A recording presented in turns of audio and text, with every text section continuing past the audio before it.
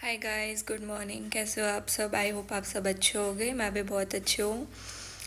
सबसे पहले तो थैंक यू आप सबको, जो मेरे सब्सक्राइबर बढ़ते जा रहे हैं, व्यूज़ भी बढ़ते जा रहे हैं। मैं बहुत खुश हूँ इस चीज़ के लिए। और आप लोग मेरे से मेरा रूटीन पूछना चाह रहे थे, मेरा टाइम टेबल क्या था, मैं कितने बजे उठती थी, मैं कितने बजे सोती थी, मैं कितना पढ़ती थी, कितने घंटे पढ़ती थी। तो बेसिकली मैं नीट के लिए पढ़ती थी। और ऐसा नहीं है, मतलब जैसे कई बच्चे सोच रहे हैं कि नीट का पेपर और एम्स बीएससी नर्सिंग का पेपर डिफरेंट आता है। ऐसा कुछ नहीं है, दोनों का लेवल ऑलमोस्ट सेम है, क्वेश्चन सेम है, बस उसमें 200 क्वेश्चन आते हैं, उसमें 100 क्वेश्चन आते हैं। ऐसा ही है। तुम अगर नीट के लिए प्रिपेयर कर रहे हो तो तुम्हारा एम्स बीएससी नर्सिंग हो जाएगा।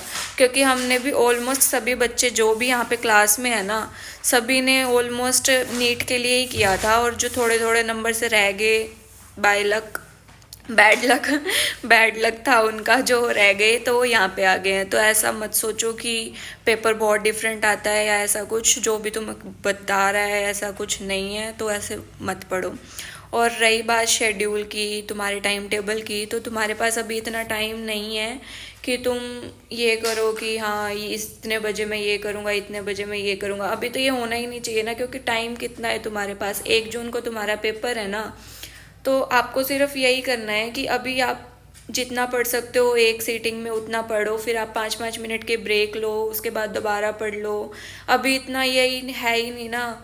और मतलब जैसे अगर मैं मेरी बात करूँ तो मैं अभी इस टाइम पे, जब जनवरी के बाद नया ईयर स्टार्ट हो गया था, उसके बाद तो मैं सिर्फ मतलब रात को 3 बजे सोती थी, मैं सुबह 7 बजे उठ जाती थी, फिर हम पढ़ते रहते थे, छोटे छोटे ब्रेक लिए, थोड़ी बहुत शाम को वॉक पे चले जाते थे ताकि माइंड रिलैक्स हो जाए। बस पढ़ते रहना है। अभी आपको ये सोचना ही नहीं है कि हाँ मेरे को ये करना है, मेरे को वो करना है। बस अभी आपको सिर्फ पढ़ना है, इधर उधर ध्यान नहीं देना है, क्योंकि आपके पास टाइम बहुत कम है। आप ये मत सोचना कि 4-5 महीने बचे हैं, बचे हैं, बचे हैं।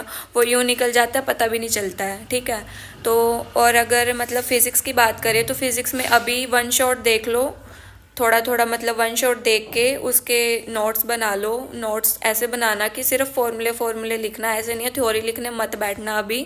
फॉर्मूले डेली, मतलब सभी चैप्टर्स के फॉर्मूले डेली रात को सोने से पहले रिवाइज कर लो, ताकि वो दिमाग में बैठ जाए। और अगर आप डेली रिवाइज करोगे ना तो उसको टाइम ही नहीं लगता रिवाइज करने में।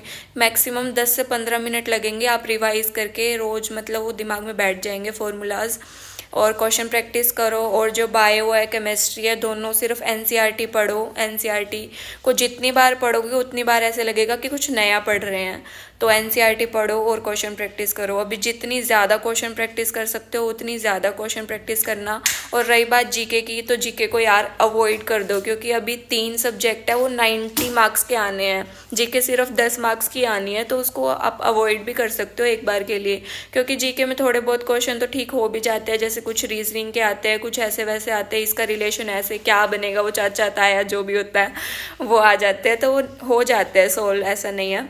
और डिलीटेड सिलेबस की बात है तो हमारे टाइम में डिलीटेड सिलेबस आया था, तो शायद मोस्ट प्रोबेबली इस बार भी आएगा। तो अगर पहले तो जो कंफर्म सिलेबस है वो कर लो, और डिलीटेड सिलेबस को थोड़ा थोड़ा ऊपर ऊपर से पढ़ लेना, ताकि आपको ऐसे ना लगे कि ये क्या हो गया एकदम से हमारी तरह झटका ना लगे। और गाइस डॉक्यूमेंट्स की बात है तो बाकी डॉक्यूमेंट तो हमारे पास ऑलरेडी होते हैं, तो एग्ज़ाम के बाद जब आपका सिलेक्शन हो जाएगा तो डॉक्यूमेंट पे अलग से वीडियो आ जाएगी। लेकिन अभी जो मेन चीज़ है डॉक्यूमेंट की, तो वो जो ओबीसी सर्टिफिकेट होता है और जो ईडब्ल्यूएस का सर्टिफिकेट होता है, बस आपको अभी मेन वही बनवाना है। बाकी जो और कैटेगरीज है वो टेंशन मत लो, जब आपका सिलेक्शन हो जाएगा तो ऑलरेडी हमारे पास सर्टिफिकेट्स होते हैं, वो डॉक्यूमेंट्स होते हैं हमारे पास। जो ओबीसी है वो जुलाई 2024 के बाद का सर्टिफिकेट है, वो चल जाएगा। और जो ईडब्ल्यूएस के लिए है वो 1 अप्रैल 2025 से लेके 30 मई 2025 के बीच का होना चाहिए। तो 1 अप्रैल के बाद बाद बनवा लेना आप। और वो सेंट्रल गवर्नमेंट का होना चाहिए, स्टेट गवर्नमेंट का नहीं चलता है। वरना अगर वो सर्टिफिकेट नहीं हुआ, वो अपलोड नहीं हो पाया ना, तो आपको जनरल से सीट मिलेगी और आपको वो अपनी कैटेगरी का फ़ायदा नहीं हो पाएगा, और जनरल की कट ऑफ हाई जाती है, तो आपका ही नुकसान है। तो वो बनवा लेना टाइम से प्लीज़। और गाइस इसका सिलेक्शन आसान नहीं होता, ये मत समझना कि ये नर्सिंग ही है, नर्सिंग ही है। एम्स से नर्सिंग करना बहुत बड़ी बात होती है, तो इसीलिए नर्सिंग के लिए भी प्रिपेयर करना पड़ेगा, बहुत अच्छे से पढ़ना पड़ेगा। नीट लेवल का पढ़ लो तब जाके एम्स नर्सिंग का हो जाएगा तुम्हारा आराम से।